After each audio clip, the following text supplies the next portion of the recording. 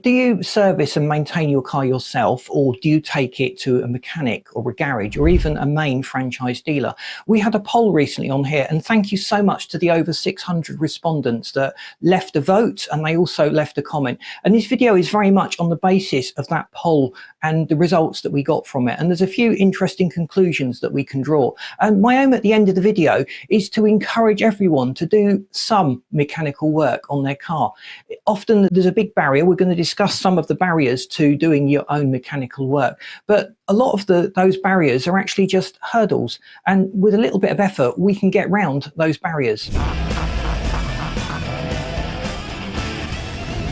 In a recent poll then that we did, the results were that 9% of people take their car to a franchise dealer, and generally speaking that's the newer cars, to maintain the manufacturer's warranty and also to improve the resale value of the car when they come to sell it. 33% prefer to go to a trusted mechanic, but interestingly 58% of people either did work on the car themselves or they did some work on the car themselves. It was only 17% of people that were confident enough to say they tried to do everything themselves. Obviously in some situations you just don't have the tools, the parts and the time that's required to do some of these jobs. In that case, it will generally go to a trusted mechanic locally. But 41% of people did most things themselves, but for larger jobs, they always took the car to a mechanic. What are some of the barriers then that we can turn into hurdles? Well, people often just don't understand their car, their engine. They look in the engine bay and it's just a complexity of pipes and wires. Now, everything looks complicated before we start looking into it and start to understand.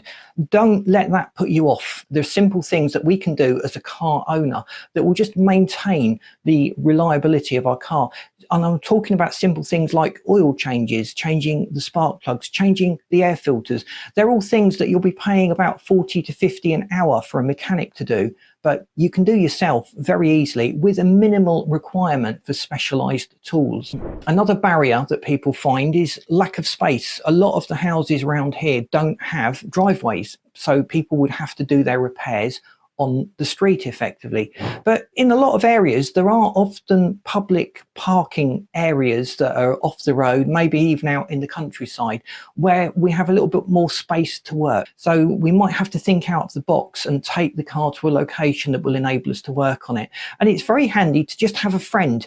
Often when we're working on a car, we may break something before we put it back together. We may need a specialized tool or something that we just haven't got, and you don't know you need it until you start taking things apart. Having a friend then nearby with a car, you can just whiz off, get the part, or send them to get what you need and return, and you can carry on the repair yourself. Over time, we will build up the tools that we need to work on our car. And often you'll find that the tools we need for, say, a French car will work on most French cars, but when you go to work on a German car, you need different sets of tools. The metric sizes, for example, is often different between these two regions. And a lot of manufacturers are starting to using these star-shaped Torx bolts. And that's a barrier to a lot of DIY mechanics who don't have these fittings in their toolkit. But once we've invested, we've then got the toolkit and we can do the repairs and change things ourselves in the future. One of the biggest barriers, and a few people have commented along these lines, is lack of confidence.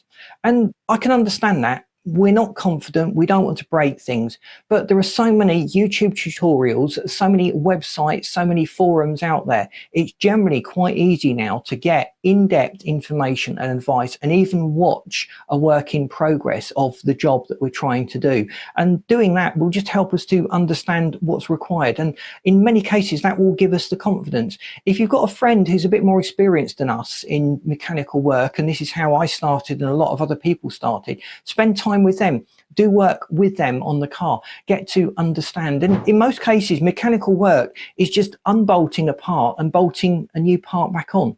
It's a simple reversal of the removal process to get the new part back on. A lot of modern cars also require a diagnostic connection to reset the service timers, the service intervals.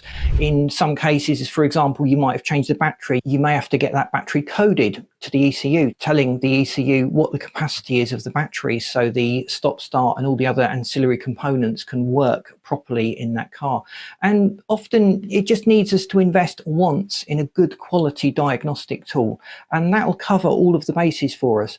Do your research. Some diagnostic tools are very specific to, say, German cars or Japanese cars, and if that's generally what we go for, then it's worth investing in that. If we do major switches between cars that we buy, one year we buy French, one year we buy German, next year we buy Japanese, it's probably not worth investing in one tool that's specific to that brand, but looking for a more general tool that works on many different brands. Why should we do our own repairs? Well, it's fun. It's something to do. A lot of people just enjoy taking things apart, putting things back together and learning and developing skills themselves. You'll save money. Often an oil change and the filter and the other components that you need for the service, you might set you back about $300 to $500 depending on where you go and what car you've got. But doing it yourself, you'll basically just be paying the cost of the oil and the filter and the other components that you need for the service, and that often works out much lower. The other advantage is you know it's been done properly. Your local mechanic may not understand the specification of oil that your engine, particulate filter and all the other components in the engine, the special coatings I'm thinking of inside the cylinders, and all the other brand and engine specific things that manufacturers do are taken into account when they specify an oil, and it's the additive pack in the oil that protects or doesn't interfere with these things in the car.